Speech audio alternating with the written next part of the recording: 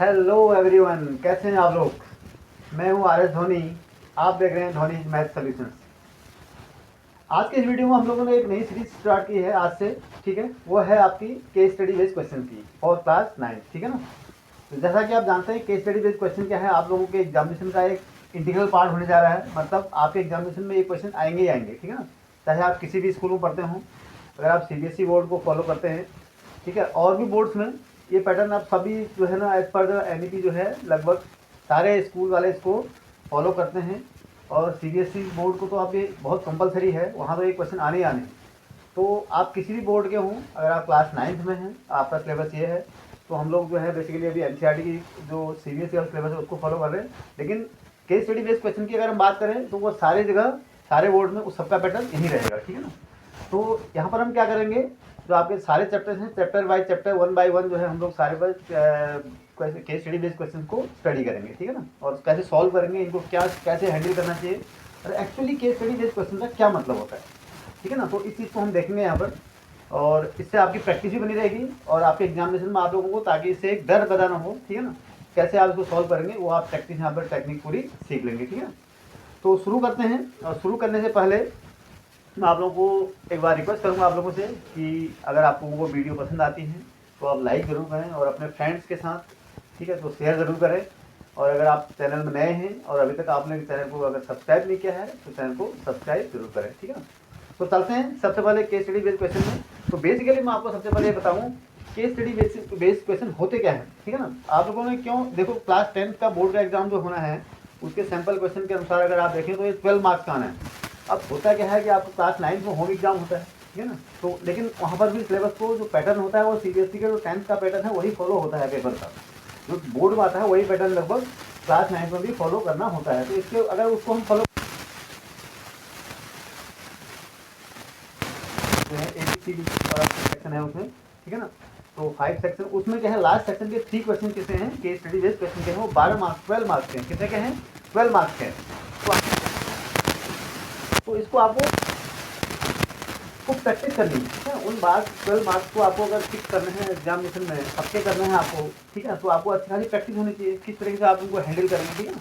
और बहुत आसान से क्वेश्चन होंगे ये उसी के केस स्टडी बेस्ड का मतलब होता है कि प्रैक्टिकल एप्लीकेशन। जो आपने थ्योरी पढ़ी, जो क्लास में आपने मैथ्स में जो उस लेसन में पर्टिकुलरली जो कॉन्सेप्ट पढ़े हैं उसको आप डेली लाइफ में कहाँ यूज़ करेंगे। ठीक है ना। कोई इंसिडेंट आपके पास आ गया, केस का मतलब होता है कोई इंसिडेंट, कोई आपका सिनेरियो। ठीक है ना। उसको आप मैथमेटिक्स को सपोज नंबर सिस्टम की बात कर रहा हूँ, तो नंबर सिस्टम में जो जो कॉन्सेप्ट समझ पड़े, अगर आपके पास डेली लाइफ में ऐसी प्रॉब्लम आ जाए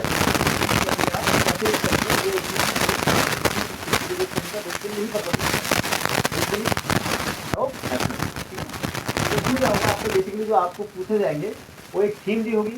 जैसे आपका हिंदी और इंग्लिश में होता है ना, एक अनसीन पैसेज आता है, उसको आप ग्रामर में क्या होता है, आपको पैसेज को पढ़ते हैं, फिर उस पैसेज को पढ़ने के बाद उस पर बेस्ड जो क्वेश्चन दिए होते हैं उनको आप आंसर करते हैं। ठीक है, यही तो आप करते हैं। तो यही सेम चीज़ यहाँ पर भी आपको फॉलो करना है। आपको क्या करना है, एक कॉन्सेप्ट पढ़ना है और उसी के बेस्ड जो है आपको क्वेश्चन का आंसर करना है 1 बाय 1। ठीक है ना। और उसमें क्या होंगे, आपका एक क्वेश्चन जो है 4 मार्क्स का होगा और एमसीक्यूज नहीं है वो। इस बात पहले क्या होता है, इसमें ऑप्शनल आते थे।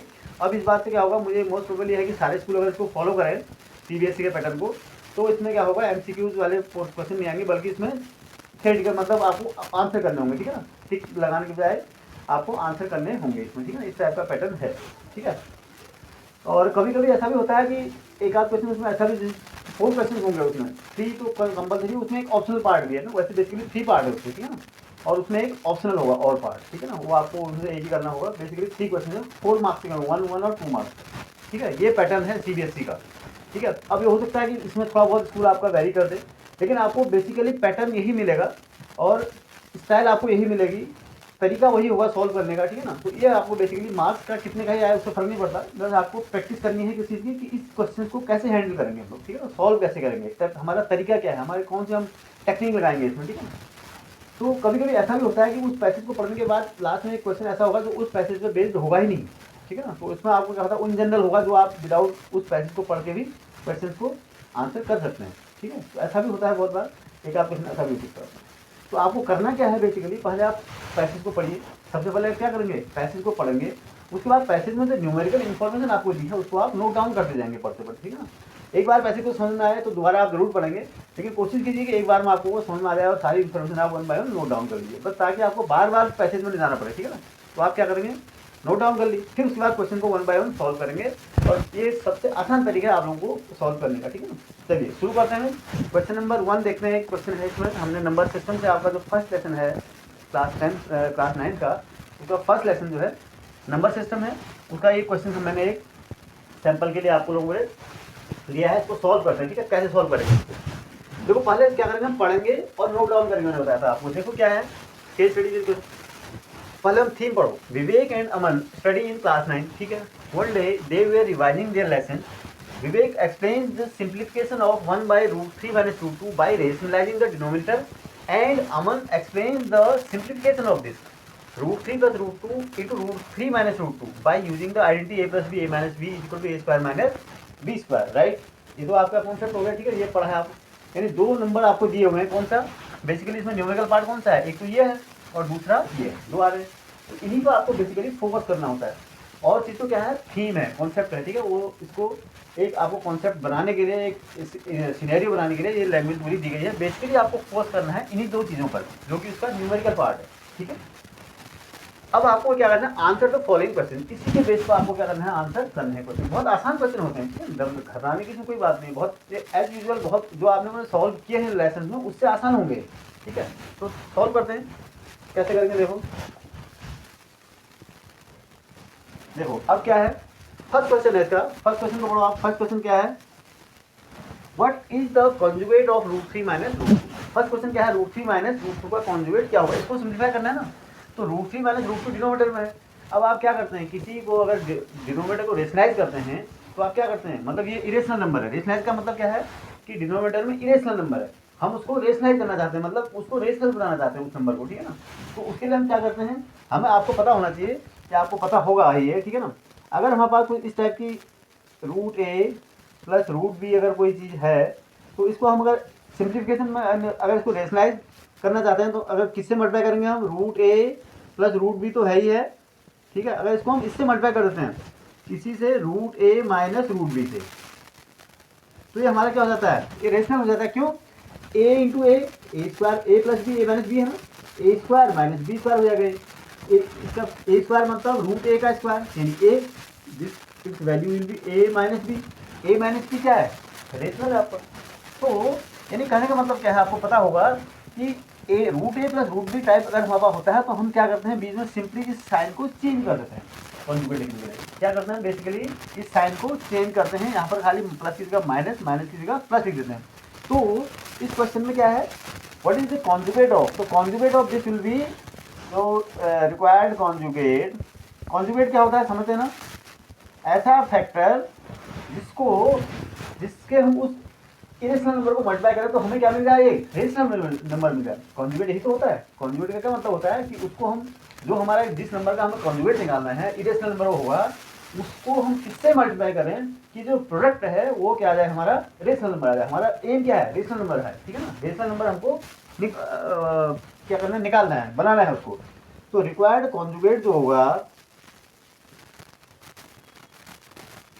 रिक्वायर्ड कॉन्जुगेट क्या होगा बेटा, देखो क्या है आपका, √3 माइनस √2 का निकालना है। तो क्या हो जाएगा, मैंने क्या बताया था, √3 प्लस √2, खाली आप क्या करेंगे, साइन चेंज कर देंगे, तो ये इसका कॉन्जुगेट हो जाएगा। मतलब कि अगर √3 माइनस √2 को √3 प्लस √2 से मल्टीप्लाई करेंगे तो we will always get a rational number in that case, right. इसका ये मतलब है, this is the answer, right. तो फर्स्ट का तो हमने आंसर बहुत आसानी से दे दिया, कोई दिक्कत नहीं आई, ठीक है, सिंपल होंगे, ठीक है ना, question are very simple. Second है क्या है, what answer did Vivek get after simplification. अब देखो विवेक ने कौन सा तो सिंप्लीफाई किया, विवेक ने किया इसको सिंप्लीफाई, ठीक है ना, और अमन ने किया इसको। तो जो आंसर कह रहा है, विवेक ने इसको रेशनलाइज किया, तो विवेक का आंसर क्या हो जाएगा, तो देखो क्या हो जाएगा, 1 by √3 माइनस √2 इक्वल टू क्या करेगा वो, इसी से मल्टीप्लाई करेगा। अगर आप देखो वो ये फैक्टर का कॉन्जुगेट तो है, लेकिन क्या करेंगे, आप किसी को चीज़ को ऐसे मल्टीप्लाई करेंगे तो जिससे आप मल्टीप्लाई करेंगे उससे आप डिवाइड भी करेंगे ना, ठीक है ना। तो डिवाइड करेंगे तो मल्टीप्लाई करेंगे। तो मैं क्या करूँगा, ये कॉन्जुगेट निकल गया इसका, तो इस कॉन्जुगेट से इसको मल्टीप्लाई करूँगा और डिवाइड भी कर दूँगा। तो क्या हो जाएगा, देखो पहले मैं न्यूमरेटर में लिख दूँगा √3 प्लस √2 डिवाइडेड बाय √3। देखो क्या हो रहा है, √3 माइनस √2 तो यहाँ था ही ना बेटा, यहाँ पर ये तो था ही था। फिर इसको मैं मल्टीप्लाई किससे कर रहा हूँ, देखो इससे मैंने ऊपर न्यूमरेटर में लिखा, इसी चीज को मैं किसमें लिखूंगा, डिनोमिनेटर में लिखूंगा। √3 प्लस √2, समझ में आया क्या किया, ये तो 1/√3 माइनस √2 तो इतना तो फैक्टर आपके पास था ही। मैंने क्या किया, इससे मल्टीप्लाई भी कर दिया और इससे डिवाइड भी कर दिया, यानी इसको न्यूमरेटर में भी लिख दिया और इसको डिनोमिनेटर में लिख दिया, तो इससे कोई फर्क नहीं पड़ा। यानी आपने 1 से मल्टीप्लाई करते हो, 1 से किसी को मल्टीप्लाई करते तो कोई फर्क पड़ता नहीं है, ठीक है। तो अब देखो क्या हो गया, यहाँ से अगर सिंप्लीफाई करोगे तो ये तो ऊपर इसमें तो कुछ है नहीं न्यूमरेटर में, तो ये will remain as it is. तो दिस इज योर √3 प्लस √2, ठीक है ना, अंदर हो गया डिवाइडेड बाई, देखो √3 minus √2 a minus b, a plus b क्या होता है, a square minus b square, यानी √3 का स्क्वायर, √3 का स्क्वायर माइनस √2 का स्क्वायर हो गया, ठीक है ना। √3 का स्क्वायर कितना होगा बेटा, √3 का स्क्वायर नहीं, √3 इंटू √3 कितना हो गया 3, इसका मतलब ऊपर तो ऐसे रहा √3 प्लस √2 डिवाइडेड बाई √3 माइनस √2, √3 का स्क्वायर कितना होगा ध्यान देना, √3 का स्क्वायर मतलब √3 इंटू √3 यानी 3 हो जाएगा, ठीक है ना। 3 का स्क्वायर मत लिख देना, √3 का स्क्वायर 3 और √2 का स्क्वायर 2, ठीक है। तो 3 माइनस 2 1, तो इसके आंसर कितना आ गया आपका √3 plus √2, this is your final answer, ठीक है ना। और यहाँ पर तो क्या हुआ, व्हाट डिड, सेकंड क्वेश्चन क्या था आपका, what answer did Vivek get after simplification, तो Vivek answer is this √3 plus √2, ये आपका आंसर हो गया। Now come to question number 3, ठीक है। क्वेश्चन नंबर 3 में देखते हैं, क्वेश्चन नंबर 3 में क्या कहता है, कहाँ पर, did Aman gate a rational number after simplification, तो अमन ने कौन सा सिंप्लीफाई किया था, देखो अमन ने ये किया था सिंप्लीफिकेशन ऑफ दिस √3 प्लस √2, इसको सिंप्लीफाई कर, तो चेक कर लेते हैं। अगर हमें ये पता करना हो कि अमन का आंसर एक रेशनल नंबर था या नहीं था, हम क्या करेंगे, उसको सिंप्लीफाई करके देख लेते हैं। If it is a rational number then we will say yes he got rational number, if अगर रेशनल नंबर नहीं होता है तो we will say no it is not a rational number. तो let us check and first simplify, तो क्या था √3 plus √2, ठीक है, इंटू √3 माइनस √2, ये तो था √3 प्लस √2, √3 माइनस √2 क्या हो गया, √3 प्लस ये तो सेम ही तो आ गया, तो a plus B, a minus B क्या हो जाएगा a स्क्वायर √3 का स्क्वायर, फिर वही एक्सप्रेशन जो ऊपर आया था यही आएगा ना सेम, देखो वही तो चीज़ है, इंटू √2 का स्क्वायर इज इक्वल टू 3, क्यों √3 का स्क्वायर कितना हो जाएगा 3, √2 का स्क्वायर 2 इज इक्वल टू 1, तो दिस इज योर क्या है, it is a rational number, 1 क्या है रेशनल नंबर, यस। तो क्या लिखोगे अब, यस आंसर हो जाएगा yes he got a rational number, ठीक है ना।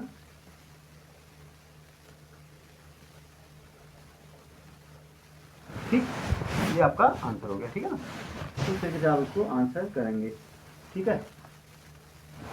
नेक्स्ट में क्या है, क्वेश्चन नंबर इसका और पार्ट जो है, यानी जो आपको ऑप्शनल है, ठीक है, या तो आप एग्जाम में यहाँ पे देखो प्रैक्टिस कर रहे हैं तो आप पूरी प्रैक्टिस कीजिए, ठीक है ना। लेकिन अगर एग्जाम में होगा तो आपको और का मतलब होता है या तो ये इसको करना है या इसको करना है, और आपको भी प्रैक्टिस करते हुए सब सॉल्व करनी है, ठीक है ना। तो और पार्ट में देखते हैं, इसको बता दूँ,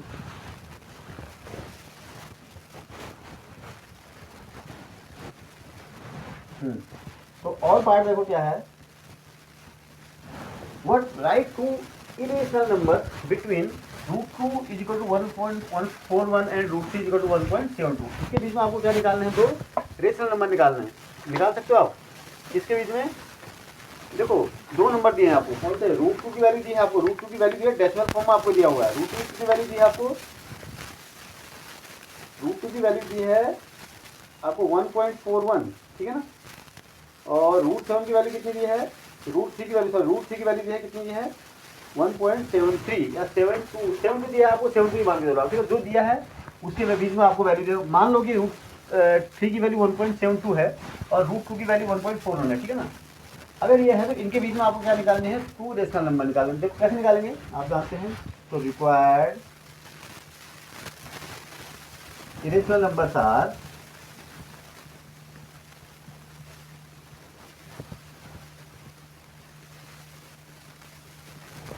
इरेशनल नंबर्स आर कौन कौन से हो जाएगा बेटा?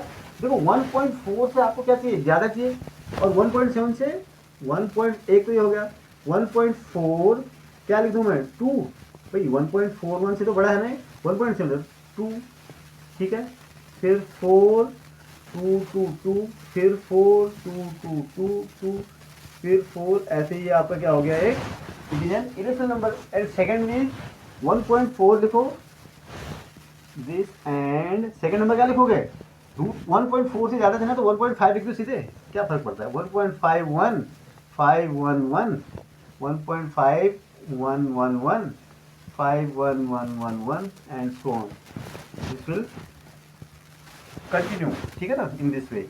तो आपको क्या करना है, बस 2 नंबर आपने लिख दिए, कोई भी नंबर होता है, many multiple answers are possible in this case, ठीक है ना। बहुत से रेशनल नंबर, आपको 2 रेशनल नंबर के बीच में बहुत से रेशनल नंबर होता है, आपको पता है, 2 रेशनल नंबर के बीच में बहुत से इनफाइनाइट रेशनल नंबर होते हैं आपके, तो आपका आंसर बहुत वेरी करेंगे। बस आपको ध्यान रखना है, it's value should lie between 1.41 and 1.72, बस यही आपको ध्यान रखना है, और तो आप कुछ भी आप लिखो रेशनल नंबर हो जाएगा, ठीक है, रेशनल नहीं लिखना होगा, ठीक है। तो दिस इज द, इस तरीके से आप क्या करेंगे, इस क्वेश्चन को सॉल्व करेंगे, ठीक है। तो बहुत आसान क्वेश्चन है, आप लोगों को खाली बस प्रैक्टिस करनी है और थोड़ा ध्यान देना है कि किस तरीके से इनको हम सॉल्व कर सकते हैं, ठीक है। चलिए ठीक है, एक और क्वेश्चन देखते हैं। क्वेश्चन पहले हम क्या पढ़ेंगे, पहले जो पैसेज है हमारा वो पढ़ेंगे। क्या है, in a school the annual function was organised by the school management, ठीक है, जैसा कि होता है आपको पता है हाई स्कूल में क्या होता है, एनुअल फंक्शंस होते हैं, ठीक है ना, उसको स्कूल मैनेजमेंट जो कमेटी होती है वो आपको वो ऑर्गेनाइज करती है पूरी, ठीक है ना, व्यवस्था करती है उसकी। अब इसमें कंडीशन क्या दी है, इस पर तो आपको ज़्यादा फोकस नहीं करना है, फोकस आपको क्या करना है, जो न्यूमेरिकल वैल्यूज में दी है उसको आपको ध्यान देना है, ठीक है ना। इसमें कंडीशन क्या है, 3 out of every 8 students of each class from 6 to 12 participated in the different activities organise by the management, ठीक है ना, मतलब जो भी उसमें एक्टिविटीज हुई, प्रोग्राम हुए, उसमें बच्चों ने पार्टिसिपेट करते हैं उसमें, ठीक है। अब बच्चे किस हिसाब से उन्होंने पार्टिसिपेट किए हैं, हर क्लास से 6 to 12 जो बच्चों का था क्लासेस का, उनका वो प्रोग्राम था, ठीक है, ये होगा जो इसमें इन्फॉर्मेशन दी है। 6 to 12 में से ईच क्लास में से हर 8 स्टूडेंट में से 3 स्टूडेंट ने पार्टिसिपेट किया उसमें, बात समझ रहे, ये कोई फिक्स नंबर नहीं है कि हर क्लास से 3 स्टूडेंट ने क्या, नहीं, हर एक स्टूडेंट, अगर 8 है तो उसमें 3, 16 है तो उसमें से 6 स्टूडेंट ने पार्टिसिपेट किया, इस रेशियो में एक रेशियो दिया हुआ है आपको, ठीक है ना, एक फ्रैक्शन दिया हुआ है, पार्टिसिपेट किया हुआ है, ठीक है। Now answer the following question, बस आपके लिए इंपॉर्टेंट चीज यही है, ठीक है ना, प्रोग्राम हो रहा है तो अच्छी बात है, आपको कॉन्सेप्ट समझ में आ गया, मगर उससे बाद जो मेन आपको फोकस करना है वो क्या करना है कि 3 और 8 में फोकस करना है, जो न्यूमेरिकल फिगर है, ठीक है, उसी से आपके आंसर, उसी से क्वेश्चन आपके सॉल्व होंगे। Now answer the following question, चलिए क्वेश्चन को सॉल्व करते हैं। फर्स्ट क्वेश्चन क्या है, what is the value of the fraction in decimal of the students participated in different activities. तो आपको क्या करना है, वो फ्रैक्शन लिखना है, ठीक है ना, तो लिखते हैं। देखो सोल्यूशन कैसे हम करेंगे इसका, तो फ्रैक्शन क्या हो जाएगा, फ्रैक्शन भाई ऑब्वियस सा दिया हुआ है, तो बच्चों वाला क्वेश्चन है, क्या out of 8 student, every 8 student 3 student participated in the programme, मतलब फ्रैक्शन क्या हो गया, तो required fraction is, required fraction is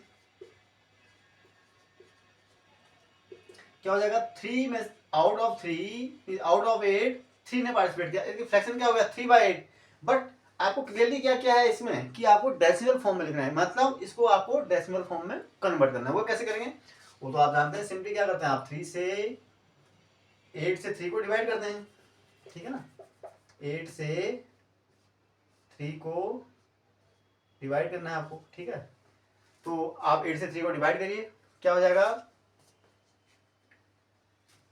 ये हो जाएगा आपको कितना, 8, आप देखो आप क्या करेंगे, 0 लिखेंगे, 0 लिखेंगे तो डेसिमल लगेगा, ठीक है, तो 8 3 जा 24, ठीक है, कितना हो गया ये देखो 6, फिर आप क्या लिखेंगे यहाँ पर 0, ठीक है, तो 8 से 1 जा ये हो गया, ठीक है, माइनस माइनस होते हैं, ये कितना हो गया 4, कितना हो गया ये, और ये क्या हो गया, फिर देखोगे 4 और 8 5 जा 40, तो आंसर इज, तो कितना हो गया बेटा ये 0.375, ठीक है, 0.375 इज योर आंसर, क्या हो गया ये वो फ्रैक्शन है जो आपको क्या करना है, जो शो करना है, यानी किसी वैल्यू आई 3/8 की वैल्यू आई है, 3/8 की वैल्यू आपकी कितनी आएगी, अगर आप डेसिमल में कन्वर्ट करोगे तो कितनी आएगी 0.375, ठीक है ना। चलिए एक हो गया। अब now come to question number 2। Question number 2 में क्या है, देखो क्वेश्चन नंबर 2 में देखो क्या है, how is the answer in part 1 और टर्मिनेटिंग डेसिमल। अब आपको ये बताना, देखो आपको कोई भी रेशनल नंबर 3/8 क्या है, एक decimal number, sorry rational number है, 3/8 इज अ रेशनल नंबर। अब कोई भी रेशनल नंबर को अगर आप डेसिमल में एक्सप्रेस करते हैं, आप अच्छी तरह से जानते हैं, either it will be your terminating decimal और it will be your non terminating repeating decimal, ठीक है ना। रेशनल नंबर में दो ही केस होते हैं, अगर इन दोनों में से भी कोई नंबर नहीं है तो वो फिर रेशनल ही नहीं होगा, फिर वो क्या होगा, इरेशनल होगा, यानी कोई डेसिमल नंबर नहीं टर्मिनेट हो रहा है और नहीं रिपीट और टर्मिनेट हो रहा है, नॉन टर्मिनेट भी है और रिपीट भी नहीं हो रहा है, तो इन that case that will be an irrational number. तो यहाँ पर तो इरेशनल है, तो अब आपको ये पता करना है कि क्या ये टर्मिनेटिंग है। Yes it is terminating, definitely it is terminating है, रिपीटिंग तो नहीं होता है। रिपीटिंग में क्या होता है, एक डिजिट या एक ग्रुप ऑफ डिजिट क्या होता है, रिपीट होता रहता है लगातार, ठीक है ना, कंजिक्यूटिवली या एक पैटर्न में रिपीट होता है। तो यस क्या लिखना है आपको, क्वेश्चन क्या है टर्मिनेटिंग, यस आंसर क्या हो जाएगा आपका यस, ठीक है ना। थर्ड में क्या है, how many rational numbers are there between 3 and 8। 3 और 8 के बीच में कितने रेशनल नंबर लाई करेंगे ये आपको बताना है, ठीक है। आप जानते हैं क्या कि there are infinitely many rational number between any two rational number. 3 एक रेशनल नंबर है, 8 एक रेशनल नंबर है, उनके बीच में कितने रेशनल नंबर होंगे, इनफाइनाइट। कितने होते हैं, infinite. Your answer will be infinite, ठीक है। नाउ कम टू और पार्ट, इसका और पार्ट भी है ना, और पार्ट देखो क्या है, और पार्ट में क्या है, how many irrational numbers are there between 3 and 8। 3 और 8 के बीच में कितने इरेशनल नंबर होंगे ये आपको बताना है। सेम आंसर है इसका भी, क्या आंसर होगा, there are definitely infinite number of irrational number between any two rational number. 3 एक रेशनल है, 8 एक रेशनल है, इनके बीच में इनफाइनाइट रेशनल भी होंगे और इनफाइनाइट इरेशनल भी होंगे, ठीक है ना। तो कितने होंगे, infinite, the answer will be again infinite, ठीक है ना। तो इस तरीके से आप इसको आंसर इन क्वेश्चन को करेंगे, ठीक है ना। तो चलिए मिलते हैं अगले वीडियो पे, और अगले वीडियो में जाने से पहले मैं आपको फिर एक बार आपसे रिक्वेस्ट करूंगा कि अगर आपको वीडियो अच्छी लगती हैं और आपको इससे कुछ फ़ायदा होता है तो आप अपने फ्रेंड्स के साथ इसको जरूर शेयर करें और वीडियोज़ को लाइक करें, और अभी तक भी अगर आपने चैनल को सब्सक्राइब नहीं किया है तो चैनल को जरूर सब्सक्राइब करें। Thank you.